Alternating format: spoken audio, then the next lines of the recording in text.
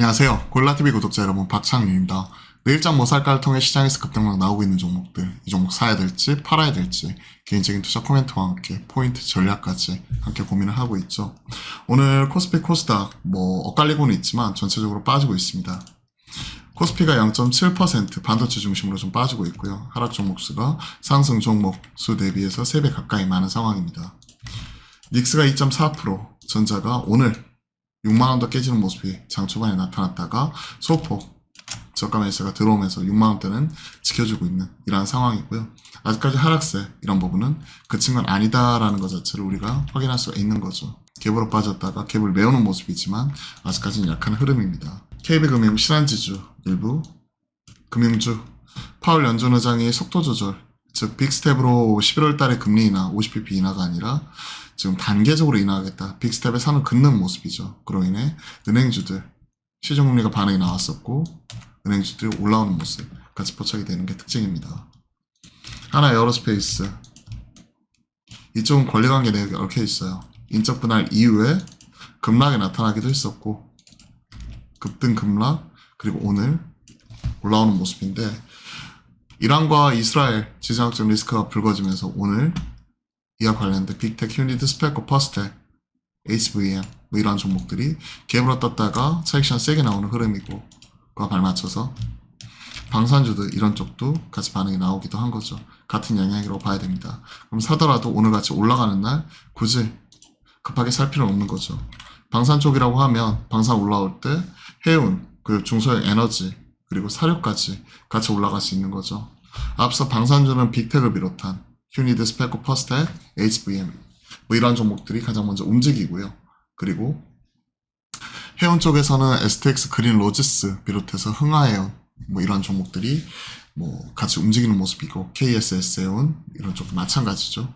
그리고 사료 쪽에서는 미래생명자원 이러한 종목들 그리고 그 중소형 에너지 쪽 한국석유, 흥구석유, 중앙에너비스 마찬가지로 같이 항상 움직이는 쪽이기 때문에 최근에 이쪽은 돌아가면서 순환매, 테마 이렇게 생각하시면 될 것 같습니다. 지정학적 리스크는 이란이 180발 미사일을 이스라엘로 때렸으면 이스라엘도 가만히 있지 않겠죠. 대응해서 공격을 할 것이기 때문에 그에 따라서 이와 관련된 또 테마성 이슈는 계속 지속이 될 것 같습니다. N소프트가 오늘 5.5% 올라오는데 스론앤 리버티 공식 출시했죠. 그리고 초기 반응은 좋다. 스팀 출시 첫날 지금 동접자 32만 명 돌파. 출시 첫날 스팀에서 최고 동접자 32만 6천 명. 넥슨은 퍼스트 디센던트 웃도는 기록이다. 투입한 돈이 다르니까요. 사실 루트 슈터 게임이고 스로앤 리버티 더 리니지 약자 아니냐 이런 얘기도 있지만 일단 숫자가 나오면서 올라왔고 흐름을 좀 더 봐야 될 것 같은데 최근에 밸류업 지수 포함 이런 것들도 있지만 수급적인 요인 이런 것들이 나타났다가 변동성이 좀 커졌고 그리고 나서 오늘은 TL 효과로 인해서 올라오는데 마찬가지로 급하게 따라 살 필요는 없을 것 같습니다. N소프트가 쉽게 변하지는 않거든요. 개고기 밈 이런 것도 나올 정도로 최근에 흐름은 따라가야 되는데 개고기 탕후루 이런 거였죠. 따라가야 되는데 핵심 유저층 자체가 이미 2030을 넘어서 이제는 4050 이런 쪽이니까 실질적으로 이제 가지고 있는 트래픽 자체가 기존 핵심적인 유저 대상으로 이제 헤비 유저들 같은 경우는 좀 감소하는 추세고 유저 풀도 그렇고요. 감소하는 추세고 신작도 성과를 못 내고 있기 때문에 크게 바뀐 건 없다고 생각을 합니다.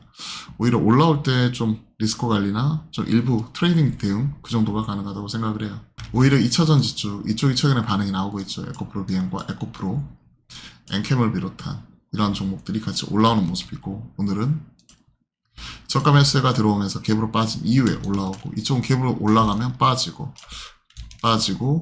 갭으로 빠지면 좀 올라오고 이러한 흐름인데 연속성은 최근에 고점과 저점을 낮춰나가는 상황이니까 다음 주 화요일날 삼전은 잠정 실적 발표 그러면서 불확실성 해소로 보기 전까지는 관망 대응하는 게 중요할 것 같습니다. 올라온다고 따라 살 필요는 없다는 거죠.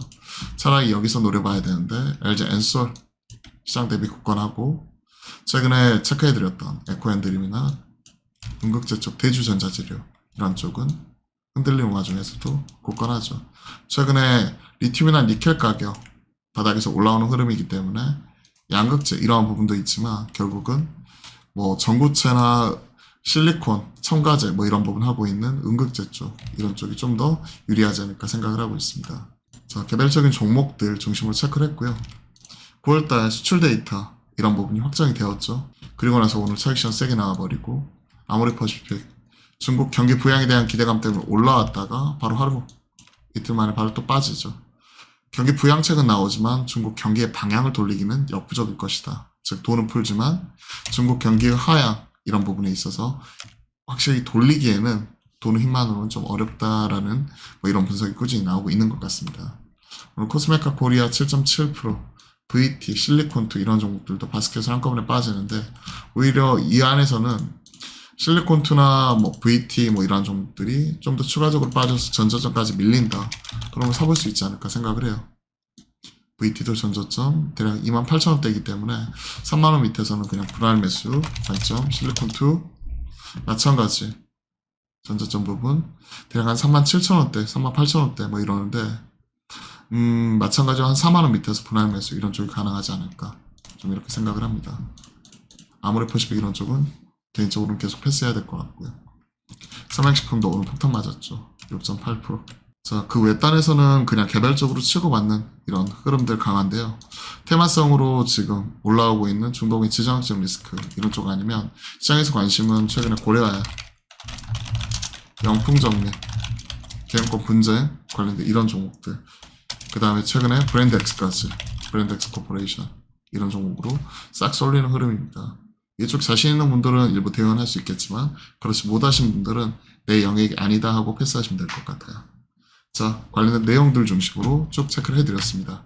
아무래도 하루 장 열리고 하루 쉬어가는 퐁당퐁당 징검다리 이런 휴일이 계속 지속이 되고 있기 때문에 이번 주는 시장에서 연속성이 좀 떨어진다는 부분 감안하고요. 다음 주 넘어서면 삼성전자의 잠정 실적 발표를 시작으로 본격적인 3분기 실적 시즌 들어서니까 그와 관련된 내용들 체크를 하시면서 내가 가지고 있는 종목들 잘 지키셨으면 좋겠습니다. 그럼 오늘도 화이팅입니다.